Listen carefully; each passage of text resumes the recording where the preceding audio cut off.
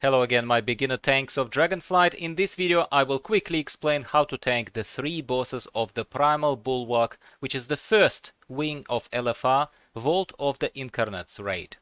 First things first, make sure you quickly like the video to let me know that you're interested in this content, and then go and download and install DBM add-on, Deadly Boss Mods, from curseforge.com if you don't have it already. And update it to the latest Dragonflight version if you have it, but you have not updated it for a while. It is the very first non-skippable step that every beginner tank should do before trying to tank any LFR or dungeon, in my humble opinion, in World of Warcraft. Done that? Well, let's talk about the approach to the first boss. It's a cool little event where for once the NPCs actually do something and help you out rather than let you fight baddies on your own. It's only fair, right? Why are they standing back always, all that strong and almighty but useless?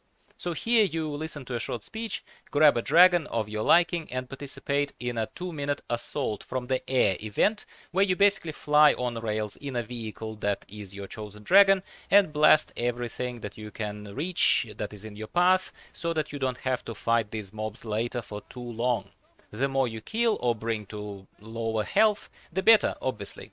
Once that is done and you kill a few trash mobs that are remaining, you are up to the first boss, Eranog, who looks rather cool, I must add. With Deadly Boss Mods add-on installed, Eranog isn't a hard fight, quite easy actually, where you just tank and spank, simply trying not to stand in the fire, which is very obvious and prominent on the ground, and watch for DBM prompts telling you when to taunt off the other tank when they get 6 stacks of the burning wound, if I'm not mistaken. Not standing in the fire here is all the brain cells that it takes, quite honestly, other than the brief phase 2 where Eranog surrounds the raid with a circle of his best friends, who start then closing in on you, and and the raid has to pick one of these friends to kill them very quickly so that they can break that chain and you all can get through. We've seen it all before in other dungeons, this mechanic. It's a fine mechanic, dressed up with a few fire effects here and there. I kinda enjoyed it. After the first boss, things will likely get dicey with the second boss, so brace yourselves before you face the Primal Council. If you don't pay attention as a tank to what I'm about to tell you, and no, DBM alone, Deadly Boss Mods add-on, is not going to actually save you in this particular case if you don't know what to do, sadly. So all you will hear all day long is this. Beware. Yep, beware. Anyway, here is how to make it all better. You as a tank need to pay attention to the following bunch of things, but there are some critical ones and some slightly less critical. And I'm sorry, I wish it was easier since it's LFR and only the second boss, but surprisingly, Blizzard didn't make it so. So firstly, there are 4, once you clear the area, once you clear the elementals summoned by those bosses, there are 4 really bosses that you fight at the same time as your raid. 2 of them are melee and will be tanked by you and your second tank, yeah? Opal Fang is that stone bear thing. He will use Crush and debuff the tank he's on. And Ember, who uses Slashing Blaze, and he will leave a fire debuff. So DBM will only tell you to taunt, but you need to know what DBM is talking about, because you'll get a lot of prompts. A lot of people will be getting aggro from all over the place, right? So you need to know that if you were from the beginning, let's say, on Opal Fang, and I suggest that you tell your fellow tank that that's the, let's say, the boss that you're gonna start on, so they know that they will start on Ember. So when you hear DBM tell you taunt, so you know that you taunt Ember, and you let the other tank take Opal Fang from you. And then you keep swapping when DBM tells you. Then you taunt Opal Fang back, yeah? Clear so far? It will be hectic, trust me. Then there are supplementary mechanics, the main of which is the Conductive Mark, which is basically an electrical debuff that you can mitigate by moving to one of the numerous earth pillars that will be popping up all over the place. And DBM rather clearly tells you to do that. So there you will be covered, no problem. These are the main things, in my humble opinion, in this fight that you need to absolutely nail as a tank, because if you don't, you will wipe. But additionally, I noticed that you also get a progressive frost kind of debuff, and if your health starts, deeping, uncomfortably and you're trying to survive and it all kind of seems a bit frosty on your screen, just run through the fire quickly, or at least that's how I dealt with it. It seems to be fine. If I'm missing something here, I'm sure the lurking experts will tell us both in the comments down below. You are welcome. And the opposite can happen as well. If it looks like you're burning and there are some puddles of frost on the ground, just run through that frost puddle to remove the fire debuff. Clear? Well, that's a lot of stuff actually to track in what normally is the easiest content for a tank in World of Warcraft, in my opinion, but there are occasional bosses like this council, so good luck with this one.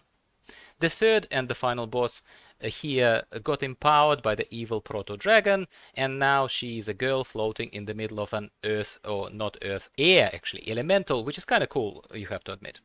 Compared to the second boss, she is very, very easy, at least from the tanking standpoint. Maybe a little tiny bit more complex than the first boss, Eranog, but you know, it's not really a competition here.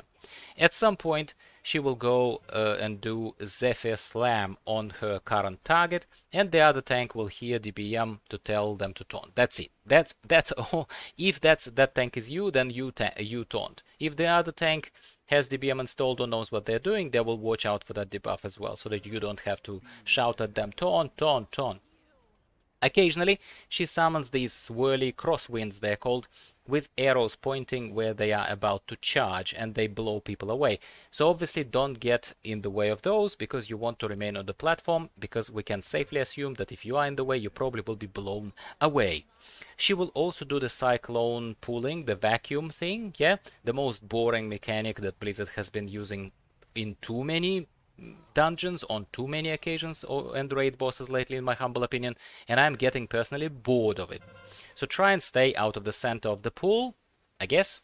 She will also do a slightly more dangerous blowback, which is basically a harmless in terms of damage done AoE explosion that pushes everyone away. And I suppose you could fall off a platform if you're really unlucky in this particular case. So I guess when she is about to do the blowback, you'd better be as close to the center as possible and charge back at her if you can, and if your tanking spec and class allow you to do that. Maybe this push, this kind of blowback is stronger in heroic raids or something, but in LFR it's unpleasant. But if you are close to the center, you don't need to worry about it too much. And that's all there is to say about the first 3 bosses of the Vault of the Incarnates LFR. Of course, normal, heroic and mythic add other mechanics that we don't see in LFR, but we are tanking LFR, so let's just focus on that and get good at it. Second boss will make you sweat, absolutely no doubt, but the other 2 are pushovers, so enjoy the loot. If you enjoy, obviously, the new need or greed system. I personally preferred the personal loot system we had for the past expansion or 2, if I'm not mistaken. It made things feel a lot more rewarding and less messy. I hope Blizzard can bring it back, at least as an option that you can select as a player. Thank you for tuning in today as always, and I hope that you have found this video helpful and learned something. Give the video a like if you did, and I'll talk to you in the next one. Bye for now.